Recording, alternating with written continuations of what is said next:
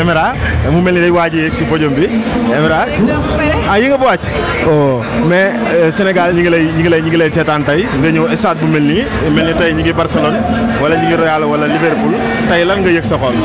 xanaa kontaan rek le fait que suñuy dëkk am stade bu mel nii sant yàlla rek ak fierté bu bëri.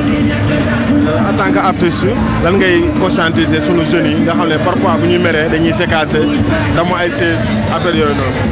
man daal sama yaay tàmm na dina ma wax benn affaire mooy doole du régler dara boo bëggee am dara da ngay naxante rek ba am ko kon nag comme que lii nii ñun ñoo tax ñu tabax ko tey jii ñun ñoo ko war a njëriñoo kon nañ si bàyyi xel ñu toppatoo ko comme ça ñun incha allah ñu mun ci am njëriñ. lan ngay tëjee lan ngay wax sénégalais. maa ngi jaajëfal sénégalais yëpp ñi nga xam ne ñu ngi may bëggee di déglu sama woy yi maa ngi leen di sant di leen gërëm di leen wax ni que am na ay affaire yu gën a neex yu ñëw ci kanam incha allah waaw merci Emera merci beaucoup merci. aca mbokk yi bàyyi xel Baol TV ba tey gars yi ñu ngi fii suñu stade bu bees bi. Adja borom maana ñuy jàkkaarloo yow tey jii lan nga yëg sa xol. xanaa kontaan rek si bijou bi nga xamante ni am nañ ko mu bees muy stade Abdoulaye Wade donc mu nekk fierté pour Sénégalais yëpp. Adja artiste nga yow artiste nga ñëpp xam nañ la lan ngay conscientiser jeunes yi parfois bu ñu meree di yàq di def affaire ak stade bu mel nii. waaw loolu de yàq la parce que stade bi ñu ngi ko pour Sénégalais yi la ñun ñoo ko moom donc buñ ko yàqee ñun lañ koy yàqal. donc war nañu gën a bàyyi xel si lépp loo xamante ni du ñu nawloo day yàq suñu image. merci beaucoup merci beaucoup. déjà d'avoir été invité ici stade bi nga xamante ne stade bu rafet la stade boo xam ne yàgg nañ ko bëgg tey ñu am ko di ko inauguré donc ñu kontaan ci bu baax a baax et un sentiment de fierté également sentiment boo xamante ne bi ñu déggee ne Abdoulaye Wade lañ koy tuddee def ñu lu dul kontaan parce que nekk na nit koo xamante ne nii aujourd'hui defal na lu bari Sénégal donc yoon la ñu delloo ko njukkal tey. ci milieu bi nga nekk artiste boo xamante ni macha allah yaa ngi def yu mucc ay gis nañ clip yu nice ban secret nga am ci ginnaaw. liggéey rek amul beneen secret c'est juste travailler bosser xam li nga bëgg xam fi nga jëm ba pare faire se donner les moyens pour y arriver. nga nekk artiste bi nga xamante ni. naam sa carrière mais yaa ngi def ay duo. lan moo tax nga tàmm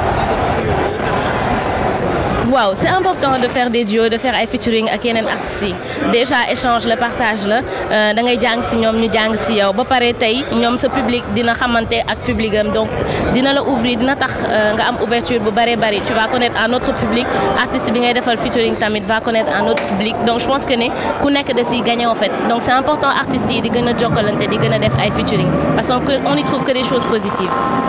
sa métier ndax mën nañu xaar beneen album wala clip bu bees wala beneen single. waaw bien évidemment ñu ngi liggéey ci sama album inchallah dina sortir dina génn ci vacances yi donc ce sera vraiment du OMG mais autrement. waaw. ak clip yi ni nga koy defee façon style bi ngay adopté ci sañse beeg yooyu pourquoi nga choisir. waaw je pense que sama personnalité lay génnee à travers solo yi parce que moi je suis une personne boo xamante ne comme li ñuy wax je suis très ouverte mais quand même je suis très enracinée je suis très dans ma culture te nekk na loo xamante ne parce que dama bokk ci benn ethnie boo xam ne muy lébu yi dañu conservateur torop donc loolu nekk ci man école tax tamit ma am ouverture donc sama personnalité mooy reflété wu ci sama solo aujourd'hui boo gisee dafay am africanité mais ñu moderniser ko donc di wax rek c'est moi donc c'est OMG c'est du OMG on va dire. mais ba tey nga nekk artiste mais ngay cumuler mën nañ ne deux fonctions ndaxte sëy bi tamit métier la mais nga koy boole naka nga koy dundee. waaw bon là on va dire trois parce que je suis non seulement femme de quelqu'un et maman de quelqu'un je suis artiste également mais je suis aussi j'ai une entreprise boo xamante ne mi ngi tudd Femar mu nekk une entreprise de production musicale et d'événementiel donc mu nekk trois casquettes yoo xamante ne war nga ko sol dara yombul dëgg la mais li ñuy wax rek organisation dafa baax ci nit donc lépp organisation la également ay nit yu la jàppale donc j'ai un mari boo xamante ne il est très compréhensif daf may jàppale ci lu bari daf may jàppale ci gestion wu kër gi gestion wu foyer bi donc ce qui fait que c'est assez simple de gérer tout ça en même temps. ñu ngi lay jaajëf. merci beaucoup merci. Aïcha Baol TV Fada ñu ngi lay nuyu. maa ngi bëgg bu baax. gis nañ la ci kaw scène bi léegi yëngal nga fi ba mu yëngu. tey jii lan nga yegg sa xol. waaw mais mbégte ak contentement comme on dit affaire bu demee nii xam nga da ngay bëgg bokk ci rek day neex xam nga féete ko ak tous les Sénégalais. En tant qu'artiste lan ngay conscientiser suñu jeunes yi parfois bu ñu meree di yàq stade yeeg li ñu koy def lan nga leen di wax. ah non mais attends affaire yooyu day yenn saa day am fu mu yem tamit xam nga mbir yoo xamante ni buñ ko defaree liggéey ko ñëpp buñ ko xoolee kontaan ci tous les Sénégalais donc je pense qu'après ñëpp ñoo ci war a bokkaat tamit bu di bàyyi xel ci entretien beeg yëpp quoi parce que ëllëg si biir ñun ñoo yàqal suñu bopp loolu dafa war a dépasser wu ci suñu mentalité quoi mënuñu sonn di bëgg ay affaire bëgg toll fi yeneen réew yi toll bëgg développer xam nga ba pare di continuer di yàq rek mënul nekk quoi donc il faut ñuy am ay vision du généraliste yoo xamante ni c'est pour évoluer en fait. looy wax Sénégal lan lañ war a xaar ci Fata actuellement. Non, je viens de sortir un nouveau album en décembre dernier donc je pense que gars yi dañu war a dem déjà tàmm jàng jënd. Sénégalais ils ont perdu cette notion d'achat des albums dañu bëgg toog ñu leen koy sànni seen WhatsApp succès bi ça n'a rien à voir il faut que Sénégalais yi di am culture ne ils soutiennent l'artiste en fait même quand ils se font plaisir dans leur chambre sur WhatsApp sur YouTube il faut en retour ñu xam ne c'est un album qui a été travaillé et qui a valu beaucoup d'argent donc pour moi Sénégalais ils ont intérêt à quand même dem acheter les albums aller les retrouver sur les réseaux de téléchargement légaux tout ça. Merci. jaajëf. lu waral teewaay bi mooy yéen lu waral seen teewaay fii rek mooy bëggee suñu lii nga xam ne international la kontaan ci nag ndax mën naa wax ni 2022 suñu 2022 la waxatuma ak février xol sedd na ba pare lii il était temps parce que ñun nekkatuñu dëkk bu ndaw donc mi ngi noonu daal yàlla na jàmm yàgg yàlla na ci yeneen istat topp di ci gërëm ñëpp nag di ci kontaan ci Macky Sall mi ko defal ko waa Sénégal defal ko jeune Sénégal donc président léegi moom boo tëddee nelaw ndax macha allah affaire yi ñu ngi koy gis di la ñaanal jàmm ak salaam yow ak sa njaboot mu Sénégal.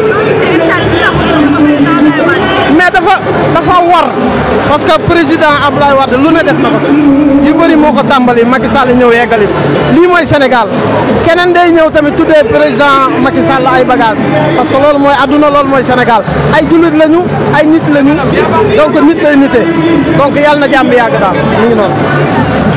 macha allah ñëpp di xaar tey jii lan nga yëg sa xol ay am mbégte bu ñëpp am tey parce que buñ ne tey Sénégal ñu am stade bu toll nii tey ñu koy inauguré en plus ñu boole si tey le Sénégal nekk champion d'Afrique donc tey jii ñu nekk dañu am mbégte bu rëy ba pare tey ñun artistes yëpp ñu boole ñu ci benn scène man loolu dama koy rafetlu bu baax a baax.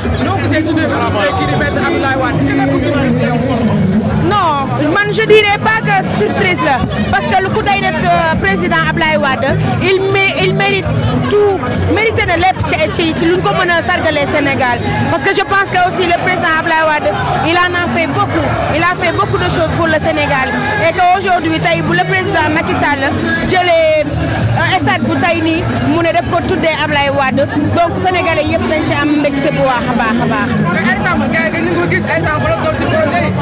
man maa ngi ci projet incha allah fii ak du yàgg dara fii ak 1 mois 2 mois au plus tard dañ gis Aïda Samba ak album bu bees. album bu bees est-ce que mën nañu xam nu mu tudd ak lan la ñuy def. fi mu toll nii moom du ma mën a wax waaw du ma mën a wax si album bi nu mu tudd tellement que album bi c'est album la boo xamante ne nii y a beaucoup de choses dedans bëri sonorité bëri lu nekk si biir. Donc on est en train de travailler là-dessus xool naka la ñuy def pour sortir l'album et que ba ku nekk gis ci boppam. bien sûr album la boo xam ne daal dina bëri ay surprise incha allah rabbi et que pour Sénégalais yëpp. merci beaucoup Aïda. merci jërëjëf. salaamaaleykum Pape. maaleykum salaam. ñu fekk la fii ci stade bu bees bi stade sa teewaay lan nga yëg tey sax. waaw mais kontaan vraiment di wax le Sénégal encore a réussi quelque chose d'énorme l'histoire retiendra Coupe d'Afrique bu bees on est des champions stade bu bees vraiment réalisation yu bees ñuy féliciter son excellence monsieur le président Macky Sall ci lu rafet li mu def jël stade bi dippee ko sunu maam Abdoulaye Wade lii mooy wane que Sénégal benn chaîne la ñoo bokk ndey ñoo bokk baay et que lii mooy tax réew di développer lii mooy tax réew di jëm sa kanam one love sant yàlla. stade bu bees mën nañu xaar lu bees ci Pape Diouf. mais bien sûr comme d'habitude léegi rek incha allah yàggatul. incha allah bu baax a baax a baax a baax a baax ñun ñëpp ñoo koy waajal bésu Sénégal la ñun ñoo ko moom nous la jeunesse nous les Sénégalais ñun ñoo moom bés boobu fête la enjoy la. mais avant loolu gis nañ Pape dina génne benn album bu bees. mais bien sûr comme d'habitude ñu ngi koy liggéey incha allah. et soit el présidente yaakaar naa kenn du présenté ci réew mi ci comme d'habitude rek. tey Sénégal am lii ban yëg-yëg nga ci am en tant que actrice. ndox du bàyyi yoonam c'est des surprises. incha allah kontaan si parce que tamit sa mbokki Baol TV ñi nga taxaw ak Fou Malade ñi ngi lay nuyu. maa ngi leen di fay. gis nañ la tey jii coupe bu bees stade bu bees nga yëg ci kaw dafa yëngal fi yëngal bu bees ñu namoon la lool tey lan nga yëg sa xol. waaw yëg naa ci sama xol kontante yëg ci sama xol mbégte ci jeunesse bu dajaloo jóge fépp nit ñi di wax waxu mbégte waxu kontaan waxu àndandoo donc vraiment je suis très content. stade bi ñu tuddee ko suñu maam Abdoulaye Wade réew mi ñëpp bëgg ko. waaw Macky Sall def na lu rafet loolu la war a def leneen lu mu defoon day juum Abdoulaye Wade moom tur bi waaw. nga nekk artiste soo waxee Sénégal gën ko déglu la ñi ràññi jeunes yi parfois dañuy bu ñu meree di yàq suñu stade yeeg di demee noonu loolu di conscientiser. waaw buñ ko yàqee seen yëf lañ yàq nañu góorgóorlu ci di sàmm suñu moomeel. jërëjëf mbokk yi bàyyi xel Baol TV ñu taxaw ak Diamane kii moom suñu mbokk la suñu lépp la dañu am fierté pour jàkkaarloo moom tey jii ñu ubbi suñu stade bu bees tey lan nga yëg sa xol. ñuy bëggee di leen bëggee waa Baol TV man dama ne woon du ma def interview sax mais comme yéen waa Baol ngeen ñuy bëggee gars yëpp di kontaan si teewaay bi. lan ngay conscientiser jeunes yi ci ñu sàmm suñu stade bi bañ ko yàq bañ ko non xam ne suñu yëf la rek ñoo ko moom ñoo ko bokk bu ñu ko yàqee suñu yëf lañu yàq on a mis des milliards pour lii donc xam nga Sénégal la ko bokk na ci ñëpp jàpp mu dem si kanam donc loolu mooy message bi ku si nekk jàppee ko comme say fu bopp rek. merci beaucoup. waaw mais gis nañ seen taxawaay naas te yéen moom da ngeen di jàngale quoi bu ñu leen fekk nii rek mais tey jii ñu am stade bu bees war ko inaugurer lan ngeen ñuy wax sénégalais yi. kontaan rek di wax am nañ benn nañ ko sàmmal suñu bopp fexe am ñaar ñett mën a organiser coupe d'Afrique coupe du monde gagné nañ coupe d'Afrique bi yàlla nañ yàlla may nam ci coupe du monde bi ñu gagné ko tamit. non loolu logique la en fait dafa war a am logique la parce que dafa tàmbali liggéey bi président bi ñëw yeggali ko alors moom aussi dafa delloo njukkal rek vraiment mu nekk loo xamante ne dama ñëw fekk fi sénégalais yëpp mu nekk man pour man symbole la ni sénégalais yi jaxasoo ni doon benn ñëw tey inauguré stade bi dama si kontaan di ñaan jàmm Sénégal quoi. madame dañuy gis sénégalais parfois jeunes yi bu ñu meree di yàq stade yi def noonu la nga leen di conscientiser. lii ñoo ko moom suñu yëfu bopp la nañ ko sàmm bu baax xam ni buñ ko yàqee suñu bopp lañ yàqal ñu sàmm ko bu baax rek. merci beaucoup maman. jaajëf waay jaajëf merci. kontaan rek Sénégal am stade bu bees coupe bu bees loolu moom ndamu Sénégal la ñëpp dañ ko doon xaar étoile bi ñëw na donc franchement kontaan daal. Sénégal lan la ñu mën a xaar ci Queen Biz. mais Queen doomu Sénégal la te lépp lu mën a jëriñ réewam rek dina ko def te dinaa ci taxaw incha allah. loolu. c'est un honneur Ablaye Wade nee naa lu ñu ko tuddee doyul. ñu yokk rek di ko gën a tuddee ndax def na fi lu ko jariñ def na fi lu tax ñu war koo mën a tuddee lu nekk ci réew mi. mais Queen comme ni nga ko waxee woon sa Instagram maanaam ëpp baax na si laa ko tàng noo gisee non loolu moom wax naa ci ba pare te xam nga nee naa wax moom danga koy waxee fi nga ko war a waxee bu loolu weesoo rek boo ko waxatee du safee. mais leen gis ñu bëri soutenir leen day soutenir. macha allah kontaan ci rek ndax Sénégal dëkku justice la bëgguñu injustice boo nekkee ci dëkk tamit. coupe d'Afrique bu mu paree ba léegi dégg nga kii di Sadio Mané. yow tamit nag loolu c'est privé lu tax ma koy wax.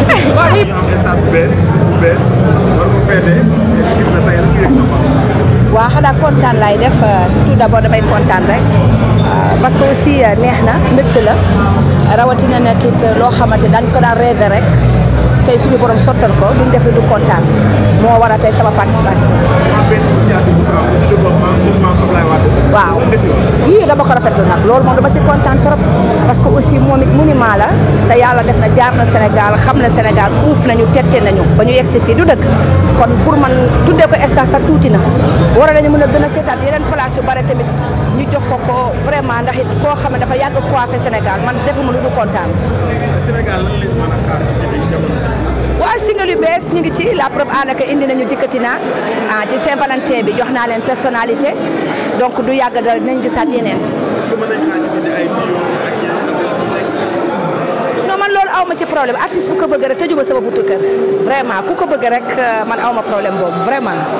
mais tey ñu ñëw ci police ñu gis seen artiste te ñëpp ngeen waxtaan te ak des réseaux dañuy gis leneen lu dul loolu ngeen gis ngeen membre doon waaw loolu day wane toujours li ñuy wax rek que dañoo bokk ndey ñoo bokk baay te aussi tamit dañoo jóg pour yóbbu la musique sénégalaise devant du dëgg tey kenn ku ci nekk mën nga li ngay def donc loolu rek moo tax loolu rek la ñoo bokk ndey ñoo bokk baay.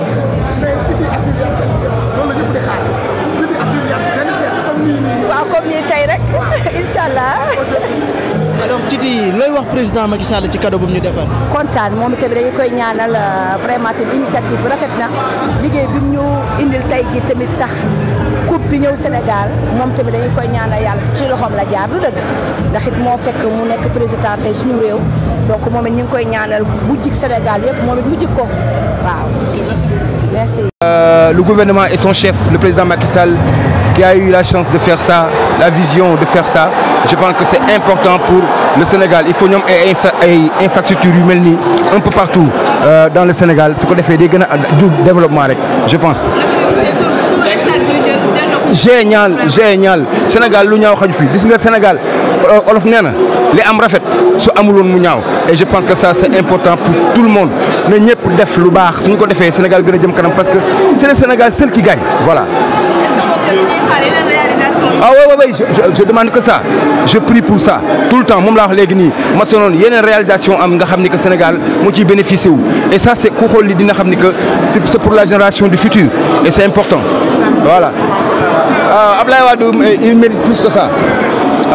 Président Ablaye Wade mérite plus que ça parce qu'il a beaucoup fait pour le Sénégal et il a encore beaucoup fait pour l'Afrique mais particulièrement le Sénégal notre pays dafa fekk ni rek on peut pas durer éternellement ci état loolu la demee ba tax na il faut ñu dem ñee ñii ñëw mais vraiment ñu ngi leen di gërëm di leen sant ñoom ñëpp Macky Sall aussi bi am initiative bu tuddee ko stade bi c'est beau c'est vraiment beau.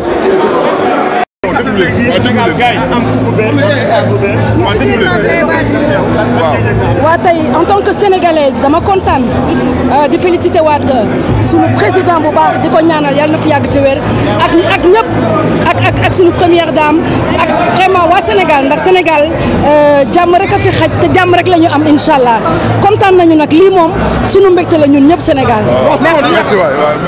salaay salaam di sant sang-sang yi sant sama sëriñ Ablaye Wade rawatina sëñ Abdou Karim Mbacke borom maa wax laa di sant monsieur le président Macky Sall di sant ñoom Modou Fall borom Ndiar mi ki Dame Diop ak ñoom As Ndaw borom Ndikoumane borom Guyar transport ñoom ñëpp maa leen sant baax di leen gërëm xam nga lii nekk na geste boo xam ne dafa rafet Macky Sall lu mu def tey Macky daal monsieur le président daal yàlla ko yàlla fay xolam quoi nga te xam nga lii waxuma sax Sénégal waaye réew mi monde bi ñoo kontaan si lii tubaab yeeg anglais yeeg États-Unis yeeg nar yeeg ku dégg lii rek day ne vraiment Macky Sall maa ngi koy remercier bu baax a baax ñun waa Sénégal ñu ngi koy remercier di ñaanal yàlla nag ay njabootam yëpp yàlla may leen jàmm ak njabootu Abdoulaye Wade yàlla yokk xéwal bu baax si dernier Seydina Muhammad sallallahu alayhi wa sallam Karim Wade ñëwaat si réew mi neex xam nga lii Macky daa ibbi bunt bi pour Macky Sall lu ñu joxe pour Karim Wade ñëw jàmm na ñey dafa neex xam ne boo ma gisee fii ma ne sama spectacle sama animation ndeysaan sama xol moo nen rek tey mënu maa wax woon ne tey damaa bég parce que suñu doom non damaa jooy bay bëgg a dee mais nag sant yàlla quoi dafa vraiment Macky Sall man xamoon naa xol mi dafa rafet man ba moo ko xamee du léegi da tey maak moom li mu jamono Ablaye Wade la woon xol bu neex la yor rawatina ay njabootam ak soxnaam ay ñoom Amadou Sall ak madame madame Faye Sall ak madame Viviane Wade ñoom ñëpp benn lañu kon boog tey bu demee ba def sesti bi ñëpp ñu siy kontaan ku dégg lii foog ñu ñëw dëcc ci kumba ndaxte Macky Sall vraiment monsieur le président yàlla ko yàlla fay daal xolam quoi wasalaam barke suñu Bamba.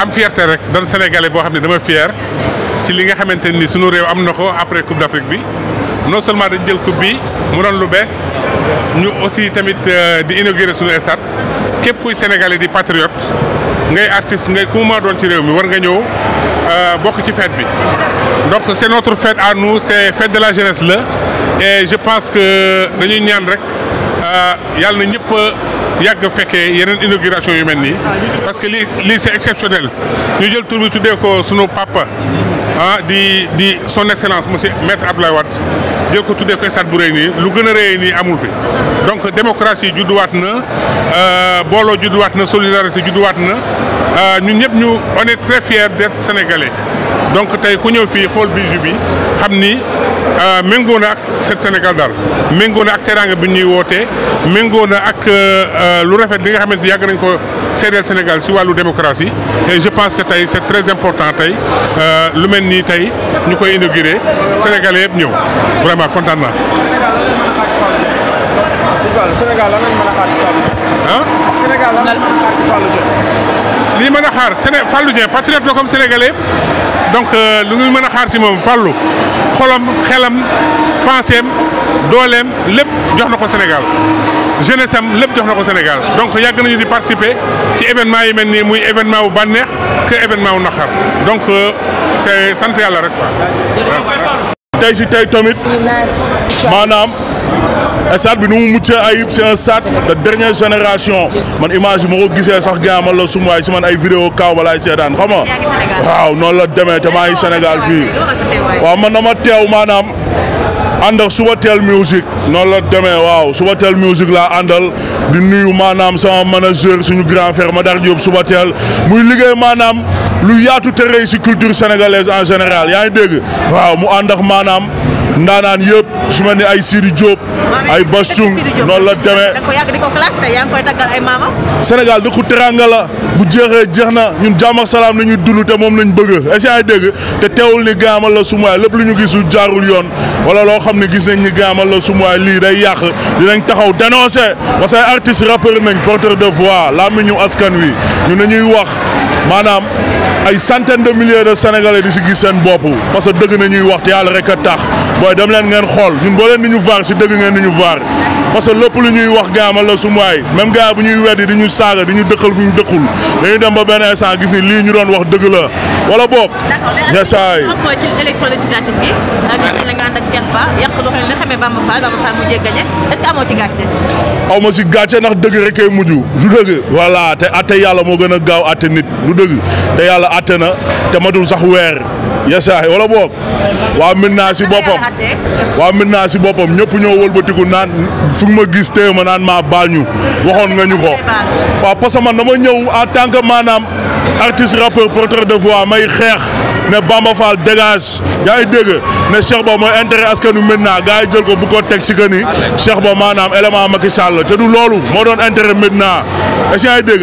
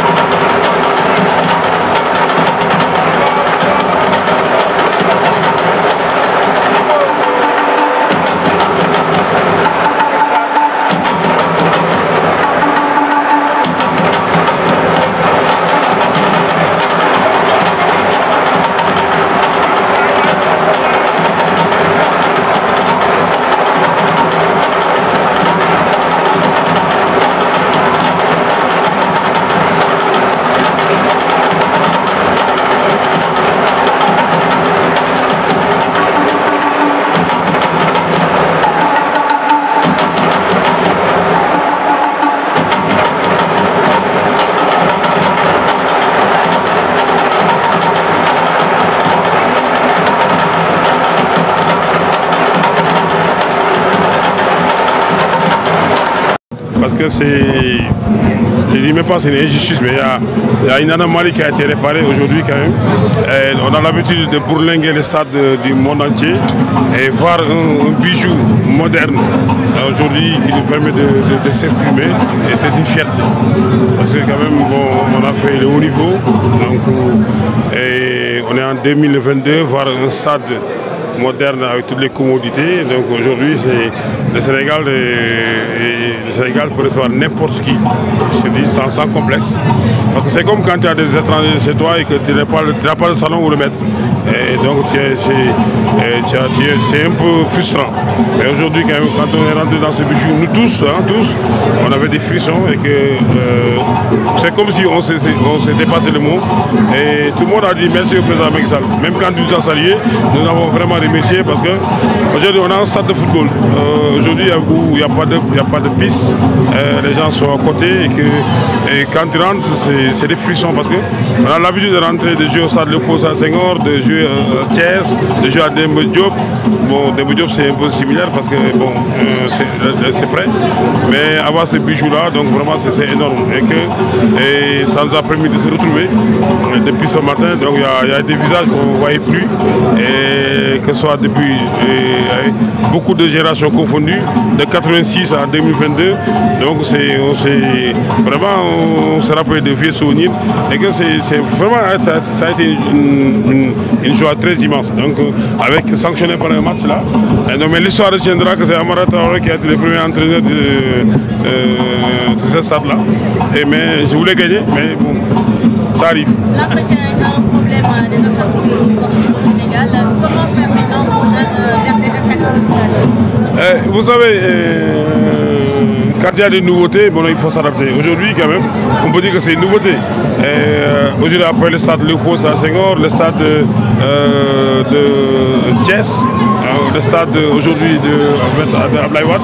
Donc maintenant, c'est quelque chose de nouveau. C'est comme à un moment donné, quand on était à la Coupe du Monde et on était en quart de finale. Mais si on avait assez de masseurs, de kinés, et je pense qu'on allait jusqu'en finale. Et c'est comme aujourd'hui, quand on a gagné la Coupe d'Afrique, c'est une première.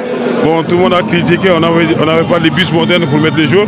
Mais une première est toujours s'adapter. Donc aujourd'hui aussi, le stade là c'est une première. Et il faut que très vite qu'on s'adapte et mettre de l'entretien, parce que sinon ça va être comme le stade Léopold Sédar Senghor, c'est comme le stade des régions. Et ça serait dommage. Mais je pense qu'aujourd'hui, la jeunesse a pris conscience que nous avons des infrastructures, que ce soit aujourd'hui le stade Abdoulaye Wade, que ce soit le stade d'Arena, et aujourd'hui le stade Léopold Sédar Senghor que nous sommes en train de faire, le stade de Thiès. Le Sénégal commence à soutenir au niveau des infrastructures. Maintenant, il reste à mettre dans des régions aussi. Dans des régions, moi je pense que si dans les régions, on a des mini-stades de 20 000 places qui s'accommodent comme ce stade-là, le Sénégal sera prêt à organiser n'importe quelle manifestation, que ce soit de la Coupe d'Afrique, que ce soit pour les jeunes, pour les seniors, même peut-être pourquoi pas la Coupe du Monde. Double confrontation Sénégal-Égypte pour les barrages de la Coupe du Monde. Un match aux allures de revanche. Comment doit l'aborder l'équipe nationale? Bon, ce match, c'est un match qui sera très très difficile parce que l'Égypte, on connaît l'Égypte. Bon, maintenant le fait de les jouer au Caire, au Cameroun, nous donne des indications. Vous savez, aujourd'hui, je pense qu'on vit dans un monde planétaire. Il y a des choses que je ne pourrais pas dire ici. Donc, parce qu'il faut qu'on apprenne aussi à protéger notre équipe, et même dans les analyses. Bon, il y a des choses qu'on ne peut pas sortir comme ça. Avec Ali, on va parler de beaucoup de choses parce qu'on a vu l'Égypte, on a vu des images. À un moment donné, par patriotisme, je pense qu'il y a des choses que je ne veux pas dire, je suis désolé, je garde. Maintenant qu'on va dire en interne pour mieux préparer contre l'Égypte. Mais on sait que l'Égypte n'a pas une expression offensive. Donc ça c'est une indication. Donc ça permet à l'équipe de... Mais je m'arrête là parce que je ne veux pas aller plus loin. Merci. Continue, il y a d'autres phases.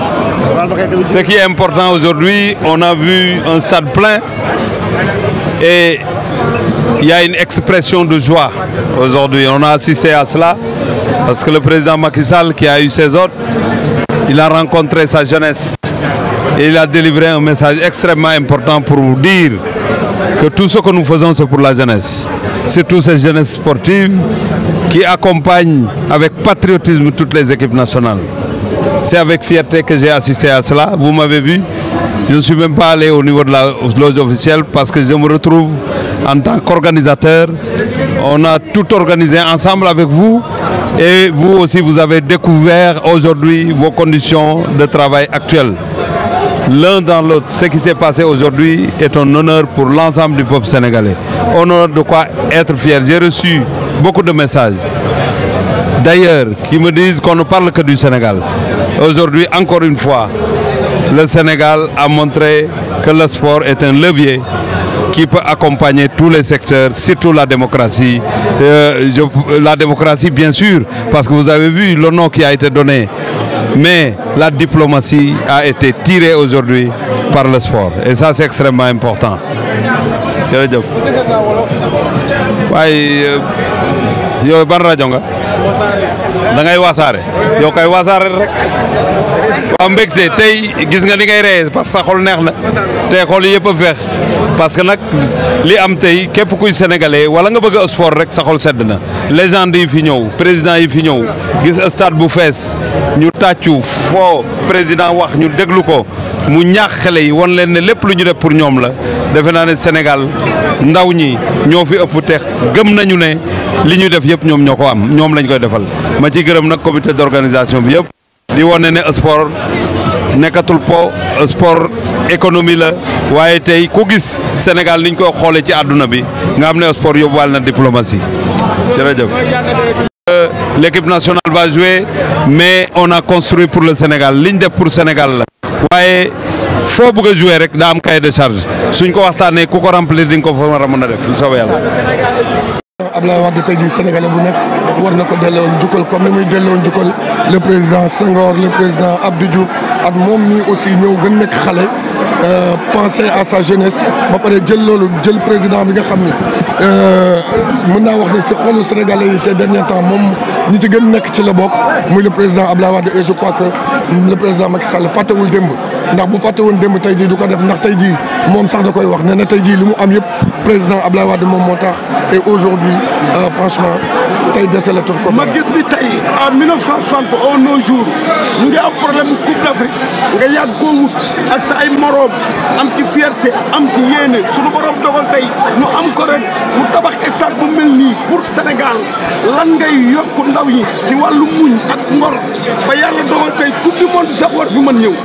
di wax xale yi rek ni leen na lii mooy Sénégal ndax tey booy xool tey jii ñii ñu invité ñëpp muy ñoom Didier Drogba ñoom Samuel Eto'o ak ñoom tey jii Okocha ñoom ñëpp bi ñu leen woowee et en plus en peu de temps dañ leen woo ñoom ñëpp ni leen ñëw leen ñoom ñëpp fier ñëw fii et aujourd'hui li ñu wax tey jii ñoom ñëpp man maa koy wax ci kaw nee nañu franchement votre président c'est un travailleur looloo tax ma ni xale yi tey jii ku ñu woo ni ñu kaay leen ñu génn si mbiti ñu yàq nanu tey jii lii du lu ñuy yàq nanu bàyyi yàq bi am nañ droit nag mer wax am nañ droit wax mer mais amuñu droit yàq ndax lu mel nii tey jii bii buñ ci amul ñaar wala ñett préparer organiser coupe d'Afrique fii suñu dëkk gañewaat ko ndax tey jii ñun dañu gagné ji coupe d'Afrique à l'étranger tey jii suñu dëkk buñ ko organiser on a 90% de la gagné donc je crois que sénégalais yi li mu leen di wax rek moo di bu ñu yàq nañu xool nan la ñuy amee lu mel nii à Saint-Louis lu mel nii en Casamance lu mel nii si yeneen régions yi pour organiser la coupe d'Afrique inchallah.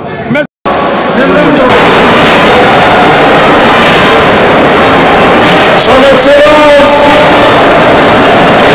Monsieur le Président Macky Sall, accompagné du chef d'État, nos honorables, nos invités de l'art, a procédé par accomplir le geste inaugural et procédé au coup d'envoi du match de Ghana des légendes africaines et en ce pouvoir du football sénégalais.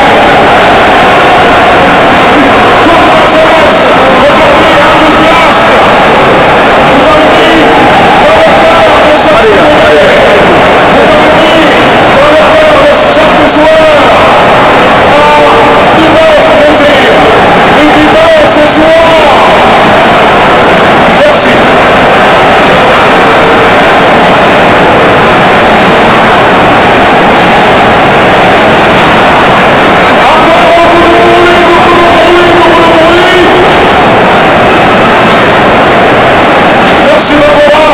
Merci beaucoup. Le coup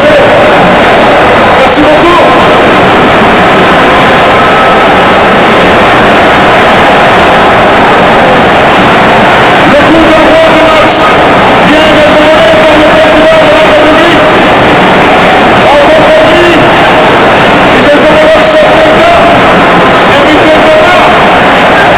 lay doon ñu fekk la ba sa place defal la ay pip kon da ngeen di woote ci numéro yi nga xamante ni moo nekk ci Baol TV numéro yooyu ngeen di gis kon incha allah dinañ leen indil ay yeneen émissions yu bees kon xaar leen ñu ci Baol TV.